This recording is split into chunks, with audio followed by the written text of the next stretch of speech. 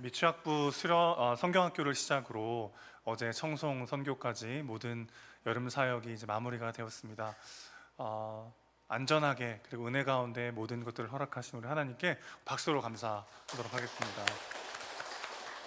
돌아보면 너무 모든 것이 은혜고 감사한 일들인 것 같습니다. 우리 개척을 해서 아직 1년이 안 됐는데 첫 해부터 부서마다 성경학교 수련회를 하고 또 함께 열심히 여름 내내 헌신하셨던 분들이 또 선교로 함께 또 마음을 모으고 물질을 모으고 시간과 또 헌신을 모을 수 있다는 사실이 참 너무 감격스럽고 감사한 그런 여름이 아니었나 싶습니다. 특별히 뭐 이제 수련회나 성경학교 사역들이 진행될 때마다 교회 가면 이렇게 북적북적 많은 분들로 이렇게 헌신하시고 채워지는 모습을 보니까 너무 참 감사하더라고요. 늘 여기를 돌아보고 저기를 봐도 늘 사랑하는 사람들에 둘러싸여서 행복한 여름을 보내지 않았나 그런 생각이 듭니다. 어제 이제 저도 청송을 다녀왔는데 좀 탔죠, 얼굴이.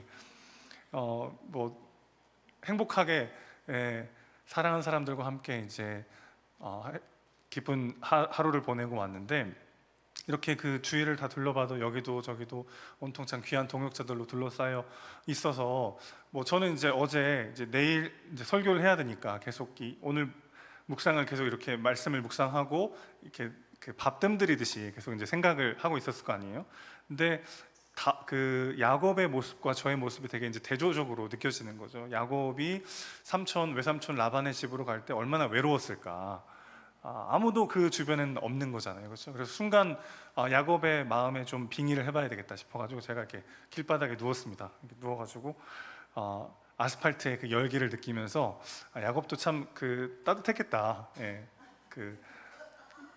낮 시간 내내 이제 햇빛을 쪄가지고 밤에는 이제 온도는 춥지만 돌에서 오는 열기, 그래서 이제 돌베개를 베고 자지 않았을까, 그런 엉뚱한 생각을 해봤는데, 몸은 따뜻하지만 마음은 너무 시렸을 것 같아요, 그렇죠? 아무도 나를 보호해주지 않고 사랑하지 않고 아무도 나와 함께하지 않는 그런 순간을 맞이한다는 건 얼마나 참 외롭고 힘든 시간입니까?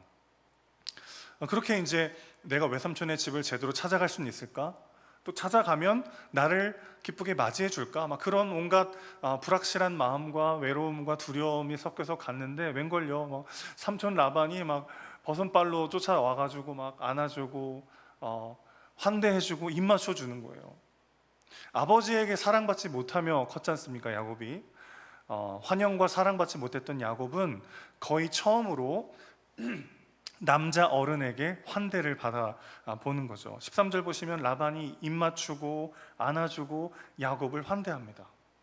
거의 처음 느꼈을 거예요. 성인 남자 어른이 나를 안아주고 잘 왔다고 하고 입 맞춰주고 환대하는 걸 경험해 본 야곱은 얼마나 참 기뻤을까요? 물론 라반이 이제 뒤의 행동들과 그의 성품을 봤을 때 이 환대는 그냥 순수한 환대는 아니었을 것입니다.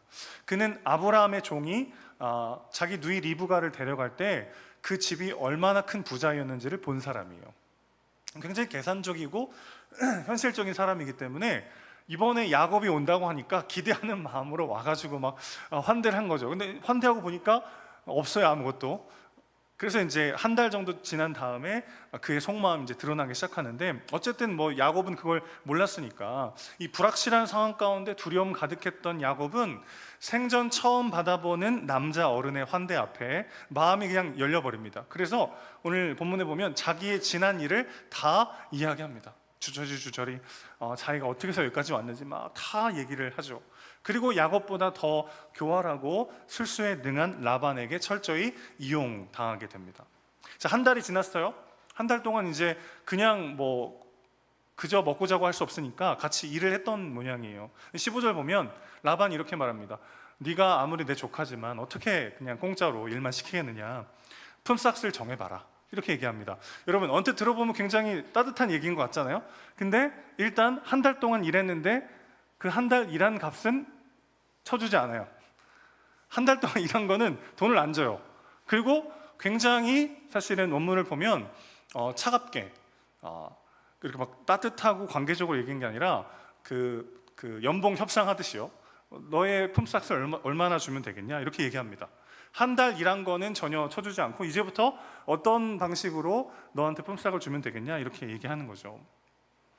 라반이 이렇게 차갑고 냉정하고 계산적으로 야곱에게 말할 수 있었던 이유가 있어요. 사랑과 감기는 숨길 수 없다 이런 말 있잖아요. 이렇게 보니까 이 야곱이가 라헬에게 흠뻑 사랑에 빠진 것을 아마 눈치챘던 것 같아요. 그도 그럴 것이 17절 보면 라헬은 곱고 아리따웠다 그랬습니다. 곱다는 말은 몸매가 아름답다는 거고 아리따웠다는 거는 얼굴이 예뻤다는 거예요. 그러니까 이 아름다운 여인 라헬을 보고 야곱이 한눈에 반합니다. 당시에는 결혼 지참금이라는 게 있었어요. 남자가 아내를 이제 데려오려면 그 장인에게 일종의 돈을 내야 되는 거죠. 이게 뭐 사람을 주고 돈을 주고 사고 팔고 그런 개념이 아니고 사실 고대 근동 사회에서 여성이 혼자 경제 활동을 할 수 없기 때문에 만약에 결혼한 다음에 남편이 죽게 되면 사실 굉장히 큰 어려움을 겪게 되잖아요. 그때 다시 이제 본 친 아버지에게 돌아가야 되는데 그때를 남편 사망 시를 보장하는 일종의 보험금인 거죠. 그걸로 이제 지참금을 내고 아내를 데려오는 건데 야곱이요 보통의 금액보다 약 4배가 가까운 금액을 부릅니다.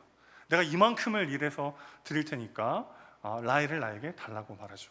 자, 그때 라반은 확실하게 대답하지 않아요. 그래, 내가 라헬을 너에게 몇 년 뒤에 주겠다 이렇게 말하지 않고 그를 되게 오묘하게 얘기하죠. 그를 너에게 주는 게 다른 사람한테 주는 것보다는 더 낫겠다 이렇게 애매하게 이야기합니다. 뭐 계약서를 가져와라 뭐 이렇게 얘기한 게 아니라 뭐 7년 뒤에 주겠다 이렇게 말한 게 아니라 너한테 주면 다른 사람한테 주는 것보다는 낫겠지라고 이렇게 애매하게 말해버리는데 이미 사랑에 빠져버린 야곱은 그 말로도 충분했던 거죠. 그래서 이제 열심히 일을 하게 됩니다. 그렇지만 21절 보면 약속한 기한이 다 됐는데도 감감무소식이에요. 그래서 막 야곱이 애가 타서 말하니까 겨우겨우 결혼식을 열어줍니다. 그런데 황홀한 첫날밤을 보내고 나서 그 다음날 아침에 딱 보니까 누구예요? 라헬이 아니고 레아예요. 레아. 여러분 어떻게 이런 일이 가능하죠?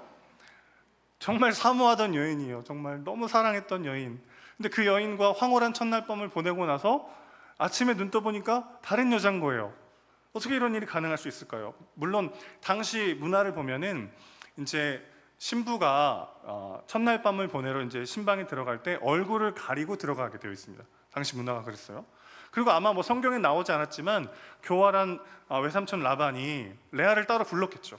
그래서 라헬의 옷을 입히고 라헬인 척 흉내 내도록 아마 강요했을 것입니다. 또 그날따라 막 결혼식 때 유난히 포도주를 더 많이 먹였을 수도 있었을 것 같아요. 뭐 여러 가지 상상해 볼 수 있었겠지만 본문에서 우리에게 명확하게 말하는 건 이거예요. 야곱이 라헬이라는 존재 자체를 사랑했다기보다는 그가 생각했던 이상적 여인을 사랑했던 것 같습니다. 29장 21절을 보면 야곱이 이렇게 말합니다. 야곱이 라반에게 이르되 내 기한이 찼으니 내 아내를 내게 주소서 내가 그에게 들어가겠나이다. 자, 이 들어간다라고 하는 히브리 단어는 동침한다는 뜻이거든요. 야곱은 외삼촌 라반에게 지금 아주 노골적이고 생생한 성적 표현을 쓰고 있는 거예요. 좀 의역을 하자면 이렇게 말할 수 있습니다. 당신의 딸과 빨리 자고 싶습니다. 당장 주십시오. 요즘도 자기 장인어른에게 이렇게 말하는 사람이 있나요? 이렇게 어떻게 말합니까? 근데 지금 야곱은 뭔가 굉장히 지금 조급해요. 그리고 어떻게 해서든 빨리 라헬을 자기 품에 품으려고 안달이 나 있습니다. 단순히 성적으로 지금 막 그가 막 달아올라서 그런 게 아니라 사실 야곱의 삶은 공허했죠. 그는 자라면서 아버지에게 인정받지 못했고 너무나 소중했던 어머니의 사랑도 잃어버렸어요. 그러던 중에 이토록 아름다운 여인을 만났으니 아마 그는 이렇게 생각했던 것 같습니다. 그녀만 있으면 내 비참한 인생도 치유될 거야. 라헬을 안을 수만 있다면 이 공허한 마음도 채워질 수 있을 거야. 사실 야곱 평생의 이상적 여인은 누구죠? 어머니 리브가예요. 어머니 리브가는 어떤 사람이었습니까? 아름답고 씩씩한 목동 출신의 여인이었어요. 그런데 라헬이 딱 어머니를 닮았습니다. 아름답고 씩씩하고 목동 출신이었어요. 게다가 친척이니까 얼마나 또 어머니를 닮았겠어요. 그러니까 라헬을 보자마자 저 여인을 품고 저 여인을 내 것으로 만든다면 내 인생은 너무나도 가치 있고 의미 있을 거라는 야곱의 모습이 있었던 거죠. 그러니까 사실 라헬 자체를 사랑했다기보다는 그가 생각했던 이상적 인간의 모습을 라헬에게 투영하여 라헬을 품는다면 나는 더 가치 있는 사람이 될 거라고 착각했던 것 같아요. 그러니까 사실 진짜 대상이 누구였는지는 중요하지 않는 거죠. 내가 황홀한 하룻밤을 보낸 여인이 라헬인지 레아였는지는 사실 그 당시에는 중요하지 않은 거예요. 라헬이라고 하는 내가 생각한 이상적 여인을 품은 것이 내 인생을 더 채워줄 거라고 착각했기 때문에 사실 그는 레아와 동침하면서도 라헬이라고 생각하고 그날을 보낸 거죠. 사람들은 나를 언제나 사랑해주고 언제나 내 편이 되어주고 나를 온전히 채워줄 수 있는 천생연분을 찾아 헤매지만 여러분, 언제나 오늘 본문이 말하는 것처럼 언제나 아침에 눈을 떠보면 라헬이 아니라 레아입니다. 이상적으로 생각했던 누군가와 가까워지면 어때요? 우리는 보통 언제 사랑에 빠집니까? 서로를 잘 모를 때요. 언제 친해지죠? 서로를 잘 모를 때. 가까이 가보면 언제나 라헬이 아니고 레아일 때가 많아요.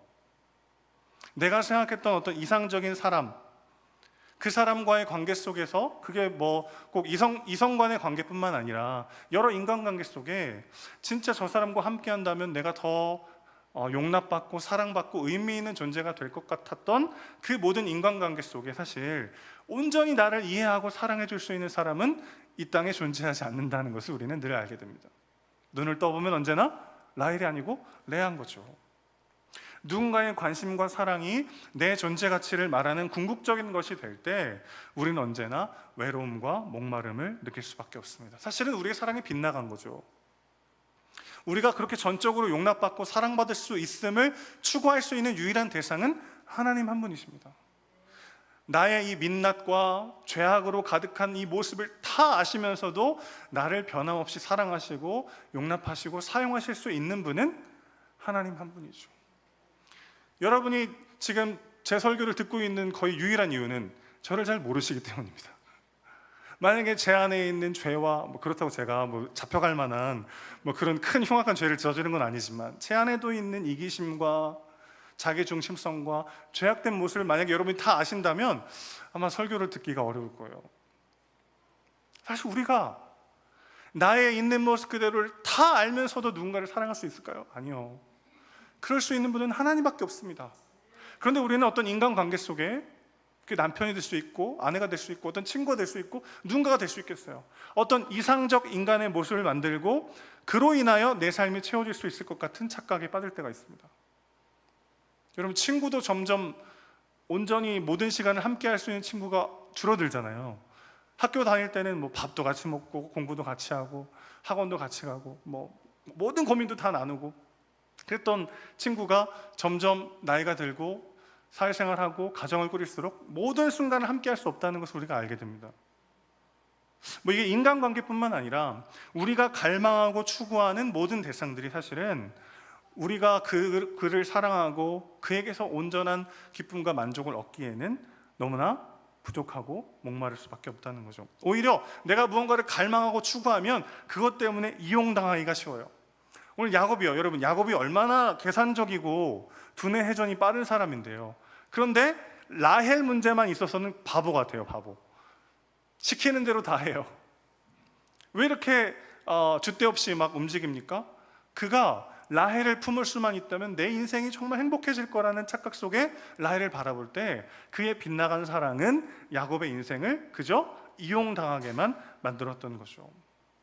직장 안에서도 마찬가지입니다. 내가 여기서 인정받고 성공하고 무언가를 이루면 내 인생이 더 가치 있을 것이고 더 괜찮은 삶이 될 거라는 착각은 나의 삶을 갈아 넣게 만들잖아요. 그러고서 철저히 이용당하고 끝날 때가 얼마나 많이 있습니까? 우리의 빗나간 사랑은 우리 인생을 목마르게 만들고 내 삶을 이용당하기 쉬운 무언가로 전락시키고 말더라는 거예요. 그러나 여러분, 무언가를 가지고 무언가를 이루고 무언가를 성취한다고 해서 정말 모든 게 행복해지고 끝나지 않잖아요. 항상 그 다음 무언가가 있습니다.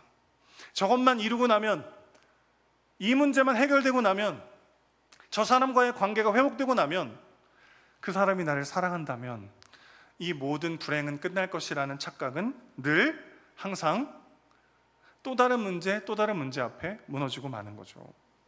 여러분, 시간과 공간 안에 사는 인간의 치명적 약점이 하나 있어요. 바로 권태입니다. 권태. 아무리 신선하고 새롭고 좋은 것도 시간이 지나면 익숙해지고 무뎌지고 당연해집니다. 어제 청송 선교를 마치고 이제 돌아오기 전에 거기 이제 청송에 주황산 국립공원 있거든요. 그래서 팀원들과 주황산을 잠깐 들렸습니다.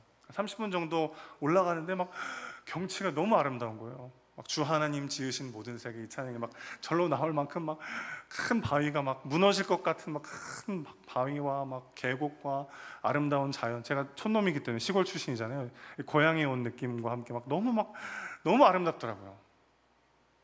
근데 이제 구경을 마치고 내려오는 길에는 막 다리가 너무 아프고 갑자기 너무 피곤한 거예요. 그래서 여기가 주황산이 아니라 무봉산이었으면 얼마나 좋았을까 막 그런 마음이 들면서, 아니 그 뭐 주황산이 그 30분 만에 바뀐 게 아니잖아요. 똑같은 주황산입니다. 근데 금방 익숙해지고 당연해지고 피곤한 내 몸에 더 집중해서 전혀 다른 환경이 되는 거죠. 여러분, 우리의 사랑이 빗나갈 때 우리는 사랑하면서도 목말라요. 내가 아무리 똑똑하고 아무리 잘나고 아무리 잘 준비해도 내가 헛된 것을 갈망하고 추구할 때 우리의 인생은 누군가에게 이용당하기 쉬운 비참한 삶으로 전락하고 마는 것이죠. 삶은 더 고달파지고 목마름은 해결되지 않은 상태로 야곱은 무너지게 됩니다. 레아의 입장에서는 어땠을까요, 여러분? 원치 않는 결혼, 상대방이 원치 않는 결혼을 했어요. 얼마나 참 그 삶이 비참합니까? 17절 보세요. 다시 한번 보면 레아는 시력이 약하고 라헬은 곱고 아리따웠다 그랬습니다. 시력이 약하다는 말은 두 가지로 해석할 수 있어요. 하나는 총기가 없다는 말이고 또 하나는 눈매가 부드럽다라는, 둘 다 가능한데 문맥상 눈매가 부드럽다로 해석하는 게 더 맞아 보입니다. 그러니까 사실 이런 이야기예요. 제 경험으로 비춰서 말씀드려보면, 제가 이제 시골에서 살 때 충북 청원군 우남리 253-3번지에 살 때 서울에서 한 친구가 전화가 왔어요. 근데 그 친구가 이제 학교에 오니까 막 들썩들썩한 거예요. 막 서울에서 웬 귀티 나는 잘생긴 친구가 와가지고 막 너 들었어? 막 이렇게 누가 이렇게 교실에 보러 오기도 하고.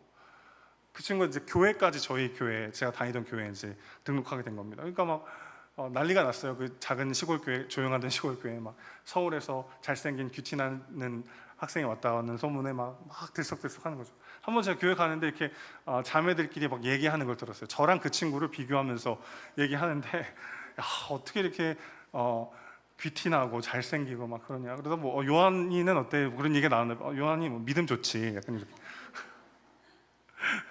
믿음 좋다는 말이 왜 이렇게 슬프게 들리는 줄 그날. 그런 거죠 지금.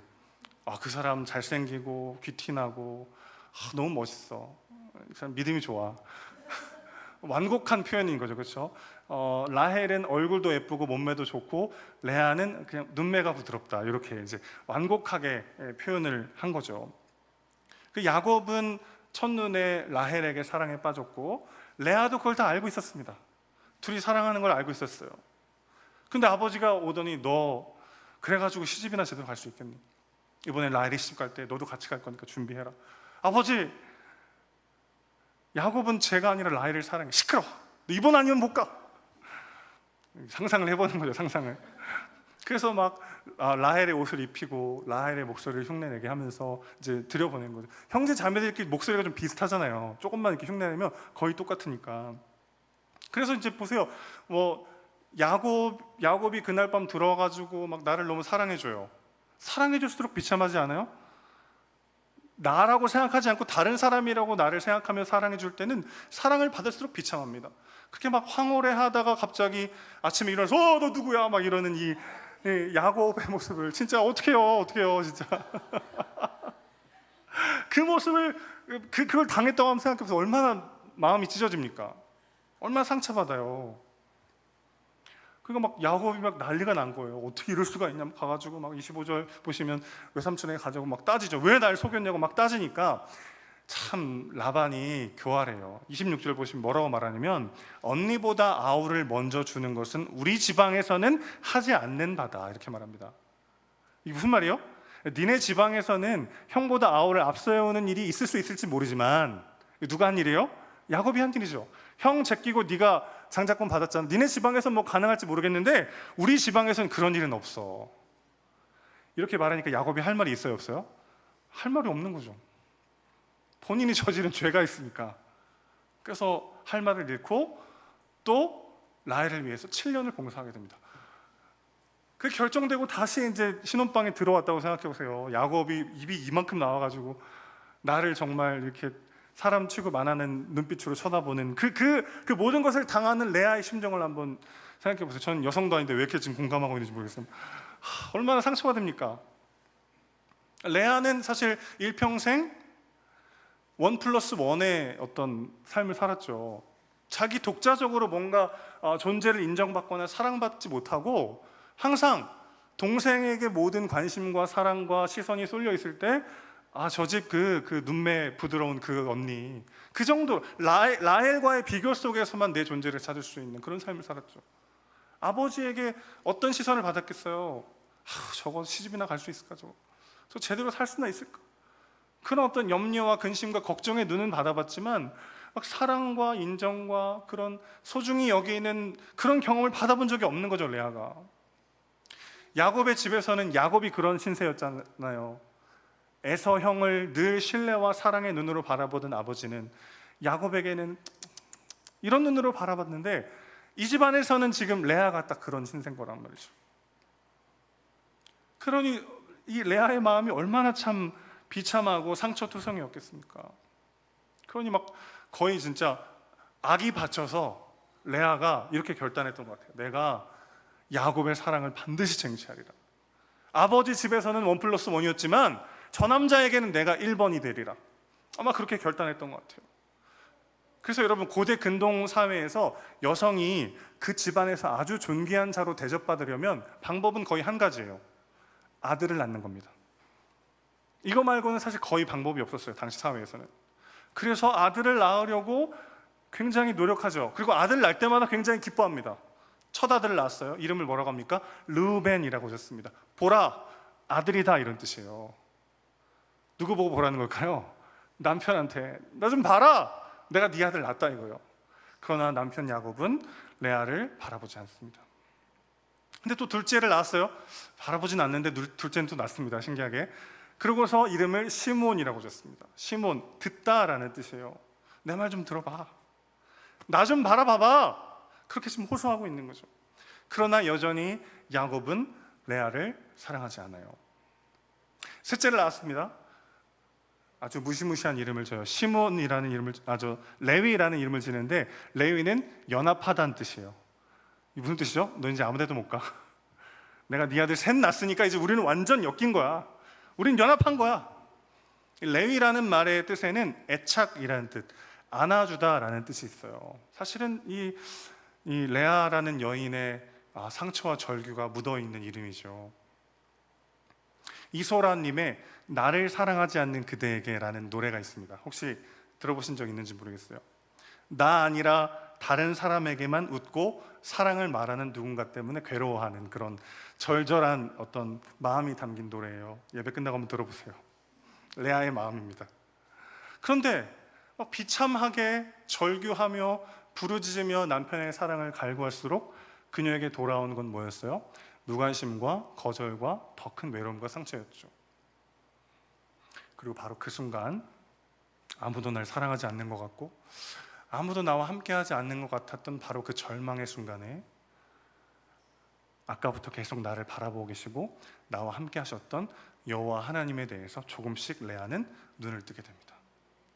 오늘 31절 보시면 이렇게 기록되어 있어요. 여호와께서 레아가 사랑받지 못함을 보셨다. 그리고 그의 태를 여셨다. 레아는 남편의 사랑을 받지 못하고 또 의미 없고 무가치한 인생이 될 것 같아서 극도의 좌절감과 거절감을 느끼며 외로움 속에 빠져 있었는데 바로 그 자리에서 여호와께서 나와 함께 하시고 나를 보시고 내 눈물을 다 보고 계셨다는 것을 깨달아 알게 됩니다. 사랑하는 성도 여러분, 우리의 고독과 외로움과 실패는 저주가 아니라 언제나 축복의 전조가 될 것입니다. 왠 줄 아세요? 우리가 고독하고 절망하고 넘어질 때 바로 그 순간 하나님께서 여전히 나를 사랑하시고 나와 함께 하셨다는 것을 누구보다 더 깊이 있게 경험할 수 있는 시간이 되기 때문에 그렇습니다. 사실 그렇잖아요. 저도 그래요. 배부르고 등 땄을 때는 기도가 잘 안 나와요. 전문용어로 똥줄이 타야 간절히 부르짖게 됩니다. 외롭고 힘들 때 가장 가까이에서 나에게 위로자가 되시고 나와 함께 하시는 주님이 막 뼈에 사무치게 들리는 거죠. 여러분의 고독과 거절과 실패와 상처 한복판에 찾아오셔서 여러분을 보시고 내 절규를 들으시고 나와 함께 하시는 여호와 하나님을 만나는 저와 여러분 되시기를 주님의 이름으로 축원합니다. 그렇게 조금씩 하나님을 경험하고 오늘 본문에 등장하는 여러 인물 중에 유일하게 레아가 조금씩 성장합니다. 레아 참 사랑스러운 여인이에요. 눈매만 부드러운 게 아니라 참 사랑스러운 여인이에요. 조금씩 더 하나님에 대해 눈뜨기 시작합니다. 그래서 넷째 아들을 낳고 이름을 뭐라고 하냐면 찬양이라는 뜻의 유다라고 집니다. 처음으로 남편이 어쩌고 저쩌고 하는 얘기가 전혀 없고 온전히 하나님을 찬양하는 그녀의 고백을 우리가 보게 되는 것이죠. 딸을 재산으로 보고 그녀의 성적 매력을 가치로 환산하면서 팔아넘긴 라반이라고 하는 아버지 밑에서 그녀는 상처받는 삶을 살았어요. 나를 사랑하지 않고 다른 여자를 사랑하는 남편에게서 비참함과 고독을 느끼며 살아왔습니다. 그러나 레아는 그 절망의 한복판에서 그녀와 함께 하시고 그녀를 여전히 바라봐 주시는 하나님을 만난 거죠. 여호와께서 보시고 들으시고 나와 함께 하십니다. 레아의 사랑받지 못함을 바라보시고 들으시고 함께 하셨던 하나님이 레아에게 어떤 일을 행하셨는지 우리는 사실은 오늘의 이야기가 여기서 끝나지 않는다는 걸 알고 있죠. 이 유다의 후손을 통해 다윗 왕이 등장하죠. 그리고 그 다윗의 후손을 통해 예수 그리스도가 이 땅에 오십니다. 아무도 사랑하지 않던 그 여인, 아무도 존귀히 여기지 않았던 바로 그 여인을 하나님은 어떻게 만드신 거예요? 그녀를 메시아의 어머니로 세우신 거죠. 결국 야곱의 무덤에 함께 묻힌 여인은 레아였습니다. 그 레아를 통해 낳던 아들들을 통하여 하나님은 메시아를 이 땅에 보내신 것이죠. 사랑의 빛으로 우리의 삶을 비추시고 기어이 우리를 하나님을 찬양할 수밖에 없도록 만드신 그분이 우리 하나님이십니다. 그러니 다시 한번요, 여러분의 고독과 외로움과 상처와 넘어짐과 실패, 그 모든 것들이 하나님의 사랑의 빛으로 비춰봤을 때 내가 기대하지 않고 상상하지 않았지만 너무나도 놀랍고 영광스럽게 사용되고 있는 줄로 믿습니다. 그러니 빛나간 사랑에서 우리에게 사랑의 빛을 비춰주시는 그분을 보십시오. 그분의 사랑의 빛으로 우리의 삶을 비춰볼 때 고독과 절망이 아닌 그 가운데 새로운 소망을 노래하게 될 줄로 믿습니다. 여전히 남편은 나를 사랑하지 않지만 나는 하나님을 찬양하리라. 그러면서 결국 남편의 사랑도 삶도 다시 세워갔던 레아의 삶을 기억하십시오. 빛나간 사랑 속에 우리의 존재를 쌓는 게 아니라 오늘도 사랑의 빛을 우리에게 끄지 않으시며 우리의 마음을 아시고 우리를 보시고 우리와 함께 하시는 그분과 동행함으로 주님 주시는 진정한 회복과 은혜를 누리는 또 한 주 되시기를 주님의 이름으로 축원합니다.